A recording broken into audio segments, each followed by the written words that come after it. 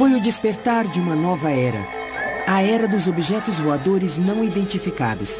Uma presença sinistra em meio à ameaça da Guerra Fria. Esqueça tudo o que ouviu sobre discos voadores nos últimos 50 anos. Foi nesse dia que eles nasceram. Eles voaram sobre o estado de Washington e caíram na cidade de Roswell. E depois... Em 7 de janeiro de 1948, o capitão Thomas Mantell pilotava um caça P-51. Sua missão era interceptar um OVNI, mas ele não viveu para contar sua história. O relógio de Mantell parou no momento do impacto, às 13h18 da tarde. O que poderia explicar esses estranhos acontecimentos? Acobertaram os fatos tão rápido que uma semana depois ninguém dizia mais nada.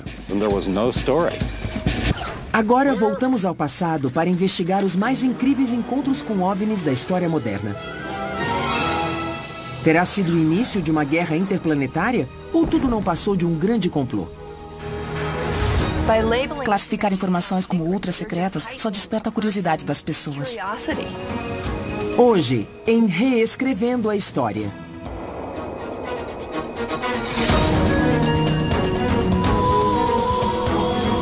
Roswell.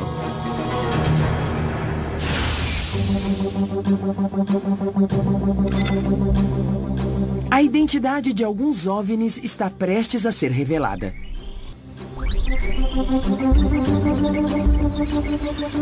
Nesta câmera de testes, um dos OVNIs mais famosos poderá em breve ser identificado e explicado. Conseguimos uma esfera de luz uniforme, então podemos simular qualquer outra esfera com a mesma resolução. Este mistério começou em 1947, coincidentemente ou não, com o surgimento da era nuclear. Com o início da Guerra Fria, os norte-americanos olhavam para o céu com uma mistura de temor e encantamento. Num período de 6 meses, em 1947, 3 OVNIs foram avistados. E cada um desses encontros ajudaria a definir essa nova era marcada pela insegurança. Discos voadores invadiram nosso planeta. O primeiro encontro foi em junho de 1947. No estado de Washington, o piloto amador Kenneth Arnold afirmou ter visto 9 objetos movendo-se em velocidade supersônica. Ele descreveu o movimento como se fossem pratos quicando na superfície da água. Ele afirmou ainda que os OVNIs estavam todos na mesma altitude e viajavam a 2.700 km por hora. Isso numa época em que a barreira do som, de 1.094 km por hora, nem havia sido rompida. A única explicação plausível para o fenômeno e para a velocidade do OVNI era... Estão nos puxando. Só pode ser do outro mundo.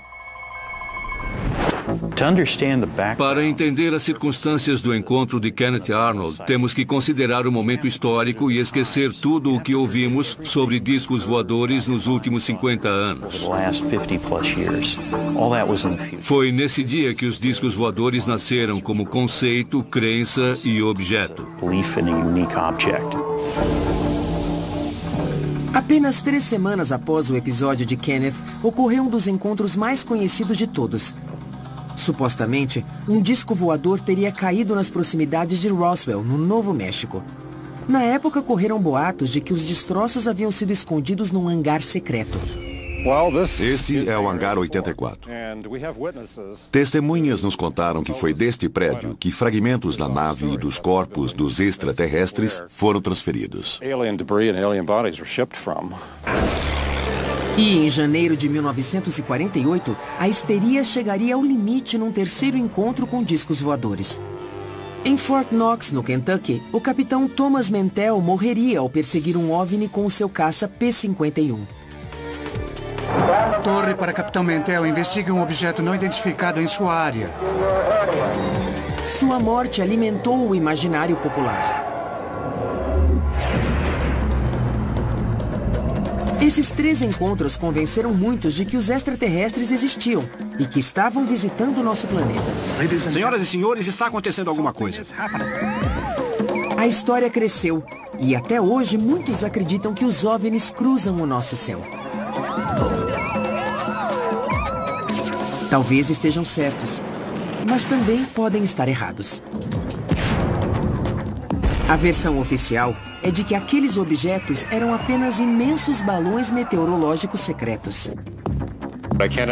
Não engulo esse papo de que eram balões e bonecos de testes. Devem pensar que somos imbecis.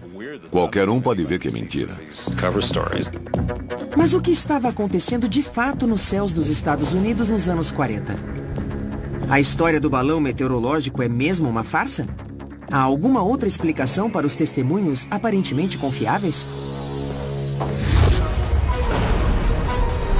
Uma equipe de peritos reunida pelo Reescrevendo a História vai investigar este caso. Art Vance, piloto de P-51. Paul DeBevec, designer gráfico. Curtis Peebles, historiador aeroespacial.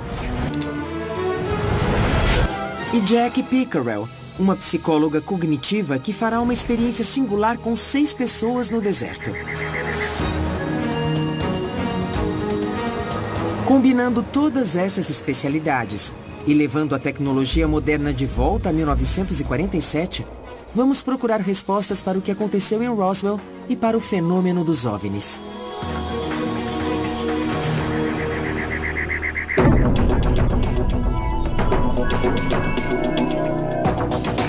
Nossa investigação começa em Chehalis, no estado de Washington, onde reconstituiremos o encontro de Kenneth Arnold com um OVNI. Na época, Kenneth Arnold, ex-craque de futebol americano na Dakota do Norte, vendia equipamentos contra incêndio. Ele não era o tipo que inventava histórias ou buscava a fama. O que ele viu, afinal? Poderiam esses objetos voar a 2.700 km por hora, como ele informou? E estavam mesmo a 2.700 metros de altitude? Para descobrir, vamos repetir esse encontro da forma mais fiel possível. Primeiro, para obter o mesmo ângulo de visão que Kenneth dispunha da cabine, tivemos que encontrar uma réplica exata do Caller modelo A2 usado por ele.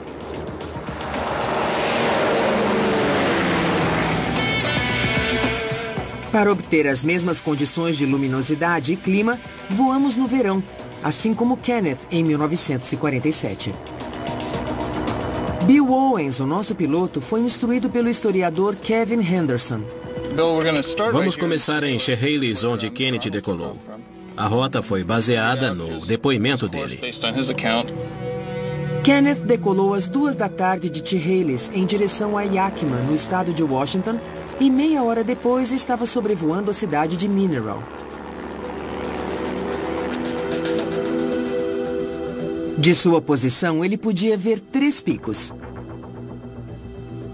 200 quilômetros para o norte, o Monte Baker com 3.000 metros de altitude. Mais perto dele estava o Monte Rainier com 4.300 metros e ao sul o Monte Adams com 3.700 metros.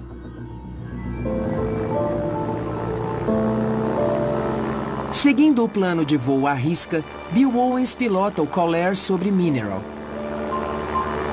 O que ele viu?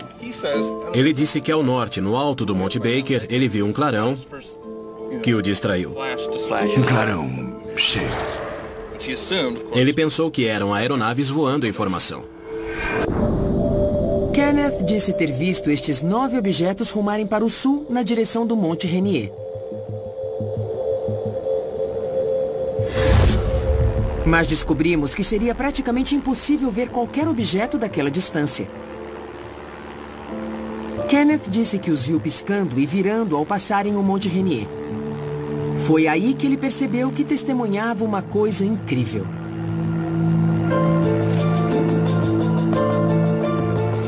Kenneth tentou calcular a velocidade deles quando voavam entre o Monte Rainier e o Monte Adams. Uma distância de cerca de 80 quilômetros que ele cronometrou em 1 minuto e 42 segundos. Ele calculou 2.700 km por hora. Inimaginável naquela época. Curtis Peebles, historiador aeroespacial, questiona essa estimativa. Os objetos voavam muito acima de Mach 1, quase a Mach 2. Contudo, não produziram um estrondo sônico. E já que voavam baixo, ele deveria ter ouvido um grande estrondo. Mas ele não ouviu nada. Os ufólogos argumentariam que as naves espaciais são capazes de eliminar o estrondo sônico. Mas a física, extraterrestre ou não, tem leis empíricas, assim como a geografia. Kenneth disse que os OVNIs estavam na mesma altitude que a dele e que zigue-zagueavam nesta cadeia montanhosa. As discrepâncias começam a aparecer quando traçamos a posição de Kenneth num mapa topográfico. Ele afirmou que os OVNIs e as montanhas estavam na mesma altitude que a sua, 2.700 metros. Na verdade, as montanhas não têm essa altitude. Essas discrepâncias revelam sua dificuldade em calcular distâncias e altitudes. Kenneth não tinha motivos para inventar uma história ou pregar uma peça. Então, o que ele realmente viu? Alguns sugerem que foram gansos. Uma investigação da Força Aérea chegou à conclusão de que foi uma miragem. E podemos ver isso em primeira mão. Repare nesta imagem. Isto parece um OVNI. Mas pode ser explicado. Não passa de um reflexo no vidro da cabine. O reflexo do Sol pode criar muitas ilusões. Mas nenhuma explicação foi conclusiva. Aquilo que Kenneth viu pode ser explicado por outro incidente que chegou às manchetes 20 dias depois. Esse incidente se tornou um marco cultural e criou um destino turístico. Chegou a hora de reconstituirmos os acontecimentos de Roswell.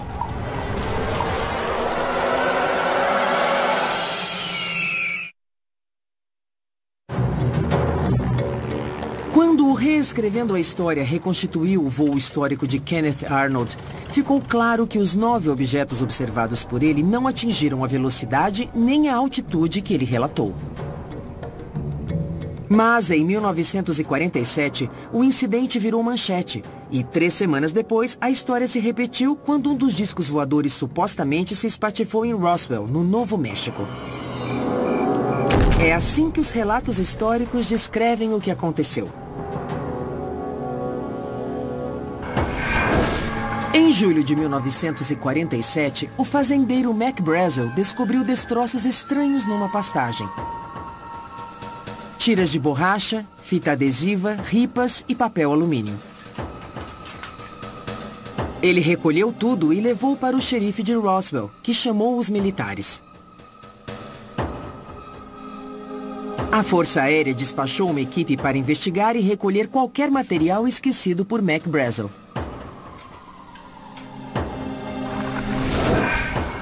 Uma manchete surpreendente foi publicada em 8 de julho de 1947, baseada num release dos militares. Naquela mesma tarde, numa coletiva de imprensa, as Forças Armadas apresentaram os objetos encontrados. Um repórter de um jornal local tirou 5 fotos do material. Estas foram as únicas imagens divulgadas oficialmente. Ao examinar as fotos de perto, vemos o que parece ser papel alumínio, ripas e algum tipo de tecido escuro, que o governo insiste pertencerem a um balão meteorológico. De início, afirmaram que era um disco voador. E no dia seguinte, a Força Aérea disse que era apenas um balão meteorológico. Uma nova manchete apareceu no jornal local na quarta, 9 de julho. O incidente estava encerrado. Ou não. Acobertar os fatos tão rápido que uma semana depois, em julho de 1947, ninguém dizia mais nada. Foi como se nada tivesse acontecido. O governo acobertou a história? Ou nada realmente aconteceu? De qualquer modo, o incidente em Roswell foi esquecido por 30 anos. Foi só em 1978, quando Jesse Marcel começou a falar sobre suas experiências, que outros também começaram a falar. Jesse Marcel foi um investigador militar do caso em 1947. Sua afirmação de que o governo encobriu os fatos se tornaria um dos pilares do mito que envolve Roswell.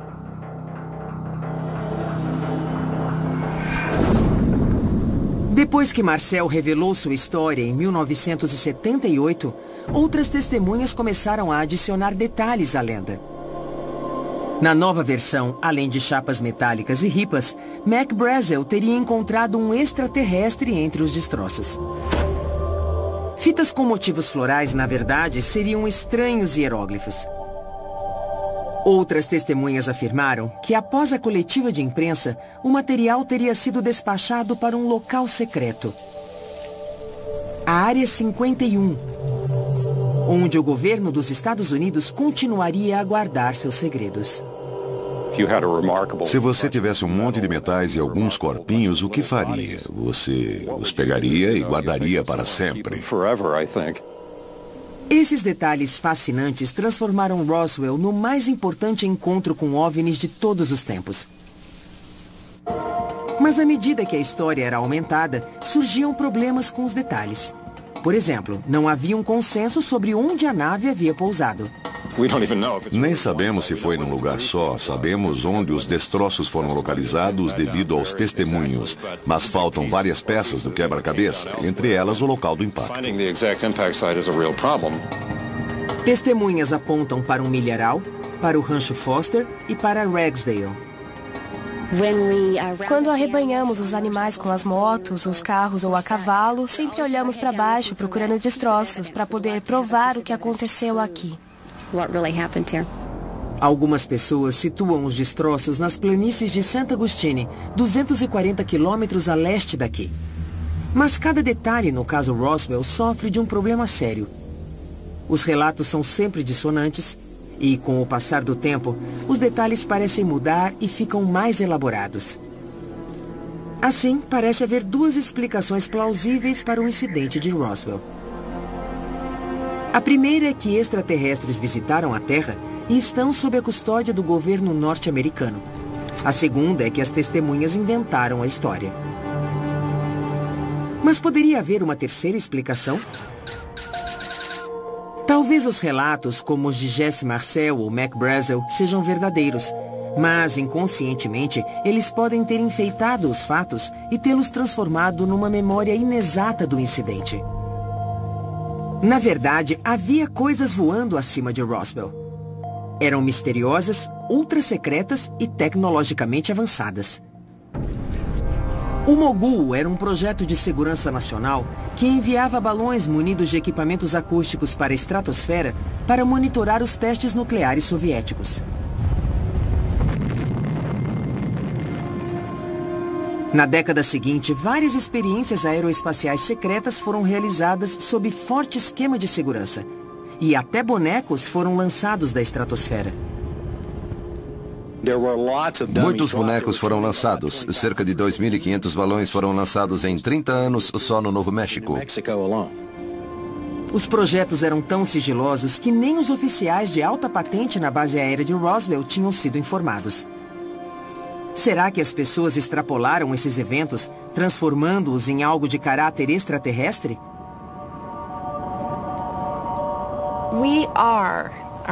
Nós somos a nossa memória. Somos definidos por nossa memória. E gostamos de confiar nela. Mas, com o passar do tempo, ela se deteriora. Jack Pickerel é psicóloga cognitiva e estuda a memória humana há 12 anos. Qualquer lembrança do passado é automaticamente reescrita com a percepção do presente. Os ufólogos acreditam na veracidade dos testemunhos. Mas será que é possível que o tempo tenha corrompido suas memórias? Para testar essa teoria, o Reescrevendo a História preparou uma experiência. Selecionamos 6 pessoas e dissemos que queríamos filmá-las numa caminhada ao ar livre para testar sua memória. Esta aqui dá maçãs no outono. Cada um levava uma câmera para registrar o que via. Mas eles não sabiam que esta não era uma trilha qualquer. E que isto não era um passeio. Nós recriamos o cenário de um acidente com OVNIs completo, com destroços, fita de isolamento amarela e a presença de um guarda armado e uniformizado. Nosso objetivo hoje é dar a alguns dos nossos participantes informações de natureza ambígua, que poderia ser interpretada de muitas formas e não explicar nada. Nossa experiência é simples. Levar os participantes pelo deserto com o pretexto de estudar a memória deles, fazê-los andar pelos destroços, gravar as imagens com as câmeras dos capacetes e, depois de um mês, entrevistá-los para discutir as diferenças entre aquilo de que se lembram e as imagens gravadas. Esta planta pode salvar a sua vida. Você corta, tira a pele e come. E tem muita água. Depois de 20 minutos, o grupo passa pelo local do acidente. Dá pra fazer um shopping ali. Olha, uma arma. Nossa, que mico. Continuem andando. Alguma coisa caiu aqui e me mandaram ficar longe. Quem era ele? Um militar. E quer saber, na última quinta à noite cheguei em casa e não me deixaram entrar. Caiu alguma coisa. Depois de discutirem o assunto, eles são liberados. Daqui a um mês, vamos testar a memória deles. O melhor jeito de incutir uma memória falsa é esperar a lembrança original esmaecer o suficiente para que, quando a memória falsa for introduzida, ela possa se fixar melhor e se desenvolver. O palco está armado para a próxima fase da experiência. Um mês depois, quais serão as lembranças dos participantes? Podia ser qualquer coisa, até OVNIs, se você acredita neles. O homem estava deste lado e eu empurrei ele para o outro lado, para evitar a bala. Um mês depois, fomos conferir o que eles lembravam. Trouxemos as imagens gravadas na ocasião que mostravam exatamente o que eles viram e não o que pensaram ter visto. Suas memórias não sofreram grandes distorções, mas muitos detalhes haviam mudado. Após aquecer Annie com algumas perguntas sem importância, perguntamos sobre o local do acidente. Haviam alguns guardas armados no local, que estava cercado por um cordão de isolamento para ninguém entrar. Entramos lá para olhar, mas fomos impedidos por guardas armados. Quando a psicóloga Jack Pickerel pediu mais detalhes sobre os guardas, ela não mostrou a mesma segurança. Eu não sei se me lembro deles porque os outros disseram que estavam lá ou porque eu os vi. E não lembro deles, não lembro como eram. Francine tinha alguns registros interessantes sobre o guarda. Acho que usava máscara e... De quem está falando? Tinha 2 deles atrás da fita amarela. Mas as imagens registradas pela câmera de Francine revelam que ela não teve uma visão clara do local do acidente e nem dos guardas. Viu 2 caras atrás da fita, estavam armados? Os 2. Você também disse que ficou apavorada quando apontaram para você.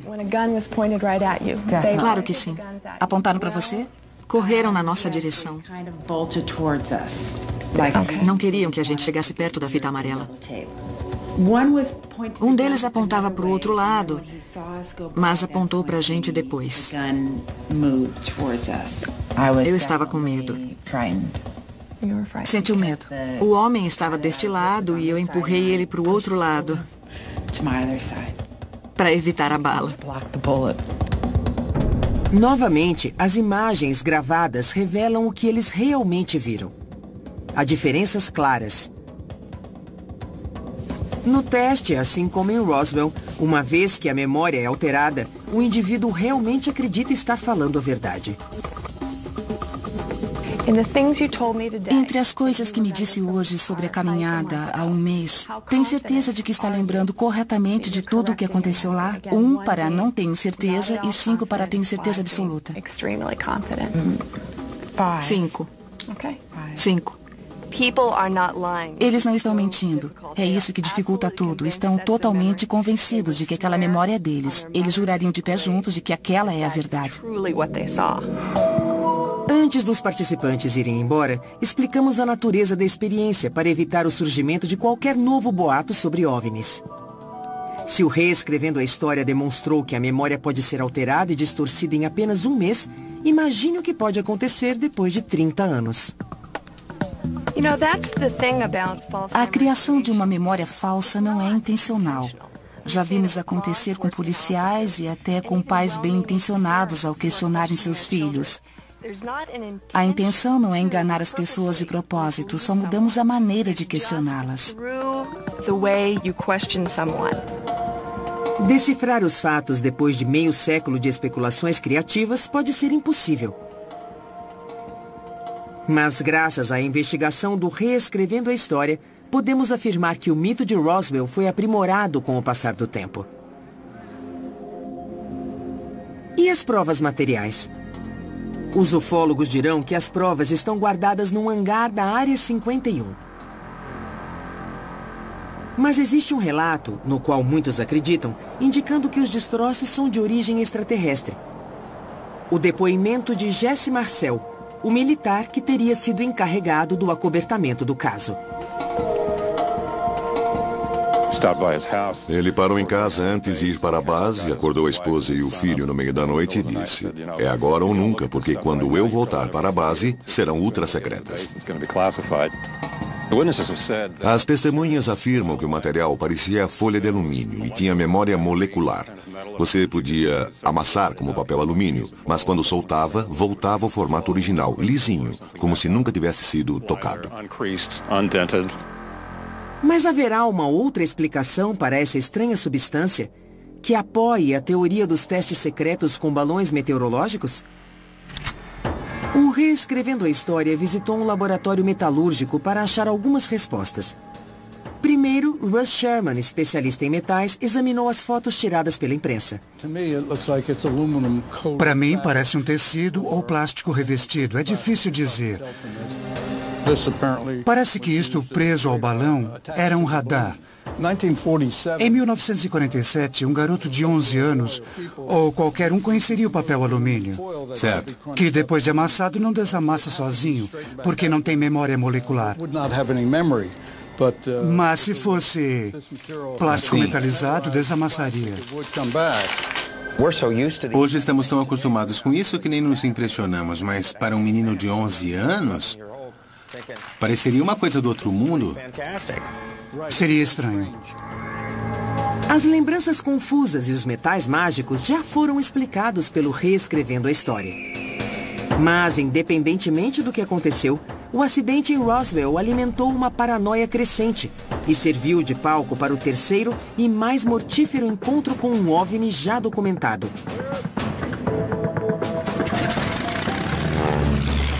O último voo do capitão Thomas Mantell, que alguns acreditam ser a primeira baixa de uma guerra interplanetária.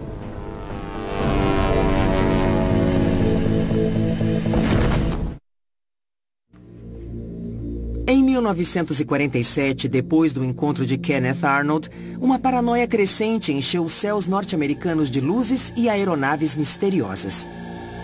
Em janeiro do ano seguinte, a paranoia e o medo ganharam um rosto. O do capitão Thomas Mantell, a primeira baixa de uma guerra interplanetária.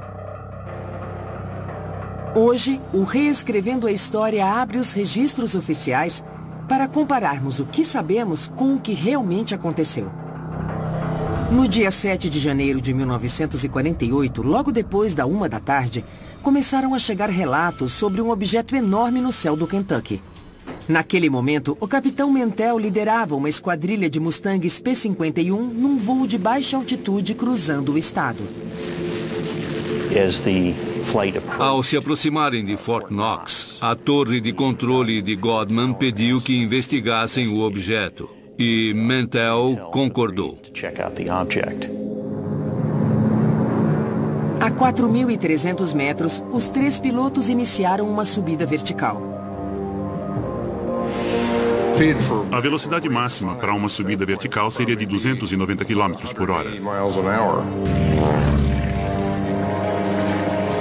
A 6.700 metros, 2 pilotos decidiram retornar preocupados com a falta de oxigênio. O oxigênio é necessário acima dos 3.700 metros. Acima de 7.600 metros, o piloto perde a consciência em 4 ou 5 minutos. O capitão Mantell não estava disposto a desistir. Depois de perseguir o OVNI por 45 minutos, alguma coisa aconteceu. As fotos contam o resto da história. Quando os destroços foram examinados, a trava da cabine estava intacta. Concluiu-se que Mantell não tentou saltar de paraquedas.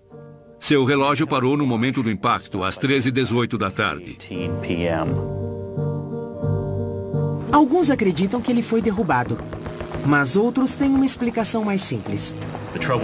O problema é que ele não tinha oxigênio. Mantell desmaiou enquanto o Mustang continuava a ganhar altitude. Ele entrou em parafuso e se espatifou numa fazenda.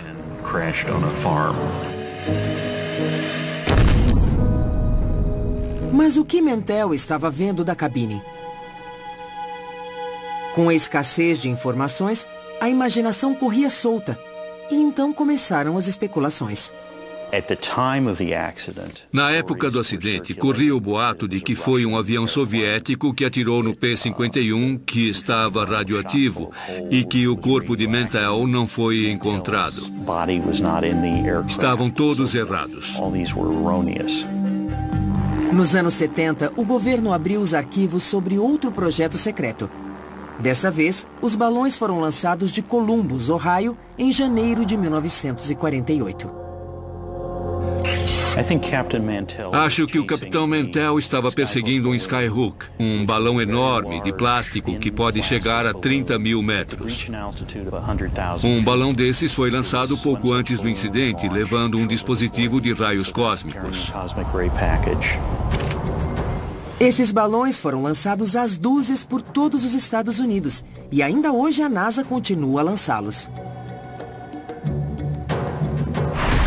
Hoje, eles podem subir acima dos 30 mil metros e ficar lá em cima por dias, até semanas, e podem circular o globo nas correntes de grande altitude. O que Mantell viu naquela fatídica tarde de janeiro? Foi um balão meteorológico? O planeta Vênus, como alguns afirmaram? Ou foi mesmo derrubado por um OVNI? A pergunta dos ufólogos é pertinente. Como um piloto altamente qualificado confundiria um balão com um alvo inimigo? A pergunta é válida porque ninguém fez a reconstituição do encontro com as mesmas condições de luz, com o mesmo balão e com a mesma aeronave que Mantell pilotava até agora.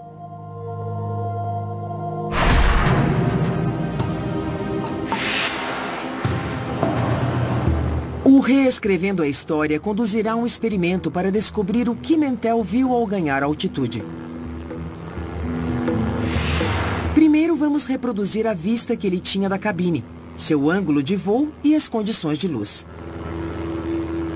Depois precisamos recriar a imagem de um balão Skyhook de 1.200 metros de diâmetro com as mesmas condições de luminosidade daquela tarde de 1948. Finalmente vamos comparar as imagens para entender o que Mantell estava tentando interceptar em seu trágico voo final. Nossa busca nos leva a Nevado, na Califórnia, onde se encontram dos últimos P-51 ainda em operação. Qual será a missão de hoje?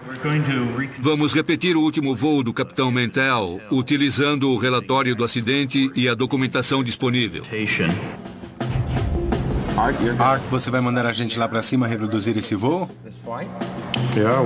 Dá para fazer, mas a queda pode ser um problema. Mas mudar o voo de Fort Knox, Kentucky, para Nevado, na Califórnia, que ocorrerá com uma diferença de 6 meses da data original, requer os serviços de um astrônomo, porque se a luminosidade e os ângulos de irradiação solar não corresponderem, nossa experiência será inútil. Como reproduzir as condições do voo de Mantell em 1948?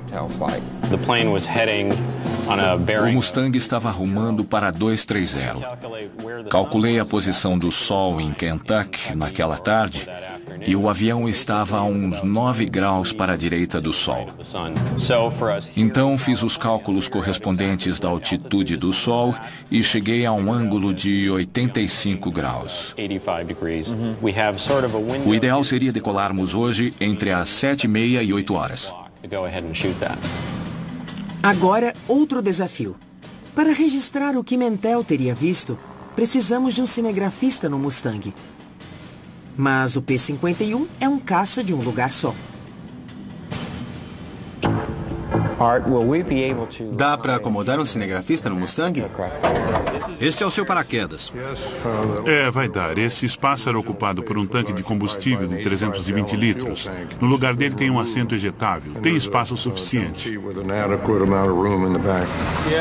Sim, estou ouvindo. Você fala alto. Estarei no centro olhando para fora e você vai virar 9 graus para a direita. Aí vamos pegar o sol nessa posição. Tá bem. Temos um bom plano de voo e o nosso objetivo é registrar o que ele viu.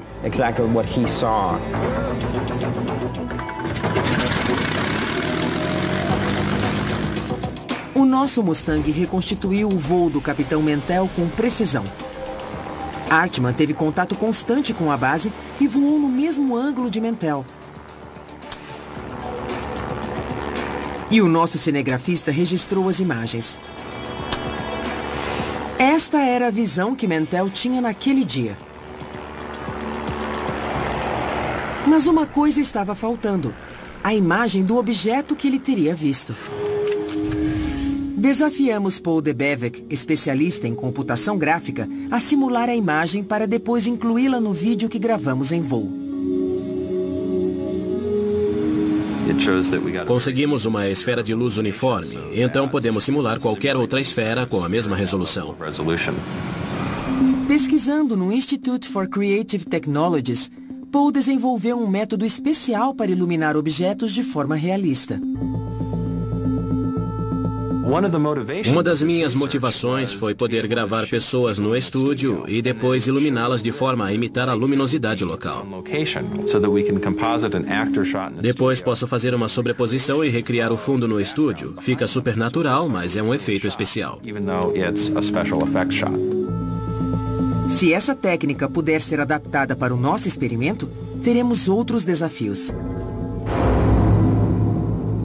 Primeiro, precisamos fazer uma réplica exata de um balão meteorológico. Depois, precisamos de imagens em 360 graus para recriar o céu em torno do balão. Esse desafio levará ao Reescrevendo a História aos céus pela 3ª vez.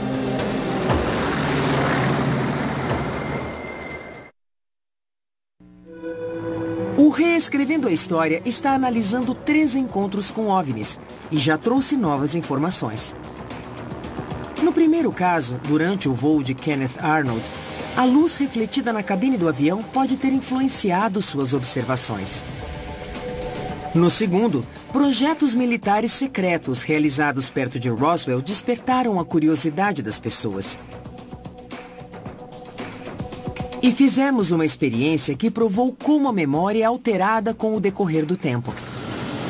No terceiro caso, a explicação oficial para a queda do avião do capitão Thomas Mantell foi novamente um balão. Fomos verificar como um piloto tão experiente pode ter cometido aquele erro. O Reescrevendo a História reconstituiu aquele voo e nossa câmera registrou estas imagens da cabine. O desafio seguinte era fazer um balão em escala e filmá-lo sob todas as condições de luz possíveis. O balão então foi posicionado e as luzes do estúdio apagadas. Então o programador Tim Hawkins capturou as imagens no computador.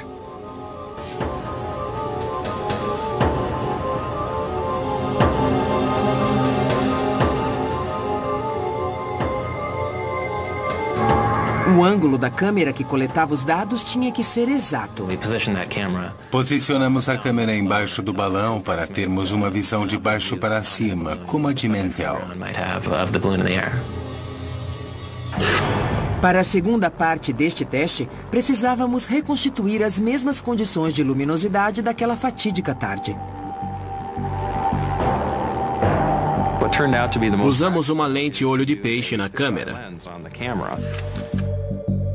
E tiramos muitas fotos para criar a esfera e obter a melhor resolução. O piloto e cinegrafista Meran Salamati criou um suporte para a câmera e fixou-a num avião acrobático para voarmos a 30 mil metros. Precisávamos de um panorama de 360 graus para criar uma imagem tridimensional.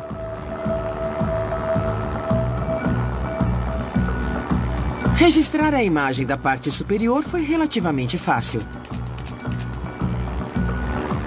Mas e da parte inferior? O avião acrobático ofereceu a solução.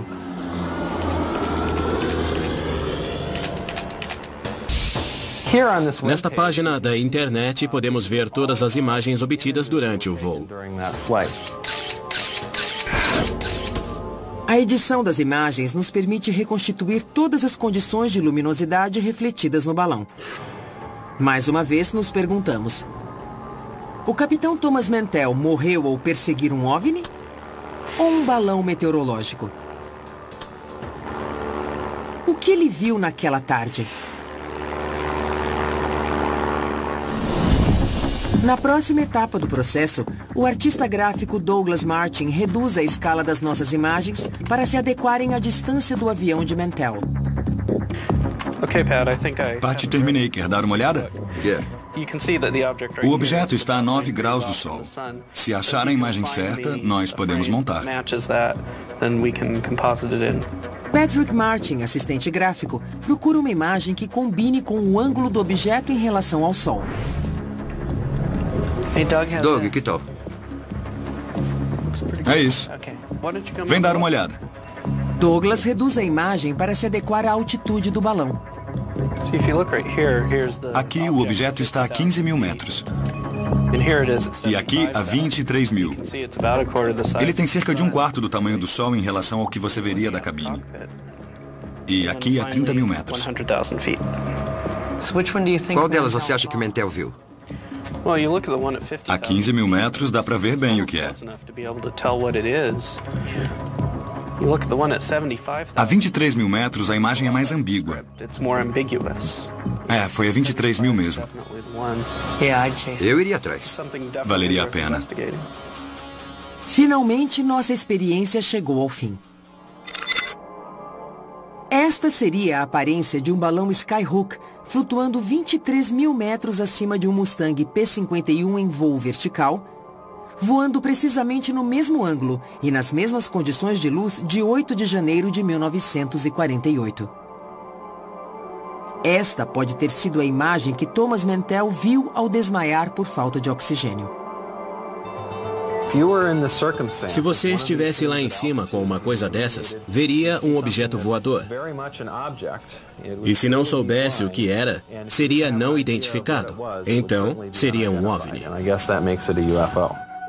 O importante é que Mantell era um homem corajoso, que morreu no cumprimento do dever. E nenhuma teoria pode questionar sua devoção ao seu país. Sua morte trágica só serviu para insuflar o pânico e o medo entre as pessoas. Discos voadores invadiram o nosso planeta. O público exigia uma explicação dos militares para cada um desses encontros com OVNIs. E, em todos os casos, a resposta era a mesma. Eram balões meteorológicos. Durante anos, essa desculpa pareceu tão absurda que até naves extraterrestres pareciam uma boa explicação. Classificar informações como ultra secretas e negar acesso a elas só desperta a curiosidade das pessoas, ativa sua imaginação e gera boatos. Levaria 50 anos para que o governo explicasse o que aqueles balões realmente faziam nos céus dos Estados Unidos. Na nossa investigação desses 3 casos antigos, demonstramos que os 9 objetos avistados por Kenneth Arnold não poderiam estar viajando na velocidade e nem na altitude descritas por ele. No caso Roswell, provamos que o tempo pode distorcer a memória, mesmo num curto espaço de tempo. E que depois de 3 décadas, bonecos experimentais podem ter sido confundidos com extraterrestres. E no caso do Capitão Mantell, vimos que balões meteorológicos podem ser confundidos com OVNIs sob determinadas condições. Em nome da segurança nacional, os militares esconderam a verdade de nós. E ao fazê-lo, a semente da mitologia em torno dos OVNIs acabou sendo plantada. Então ficamos com a impressão de que o governo dos Estados Unidos tinha capturado um disco voador e trancado num hangar secreto e jogado a chave fora. Mas como acontece com a maioria das teorias conspiratórias, nenhuma investigação é capaz de convencer seus partidários da verdade.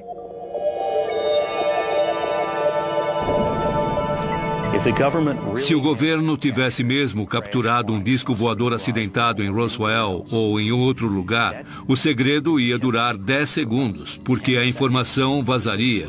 Muita gente estaria sabendo. Esse segredo não poderia ser mantido, muito menos por 50 anos.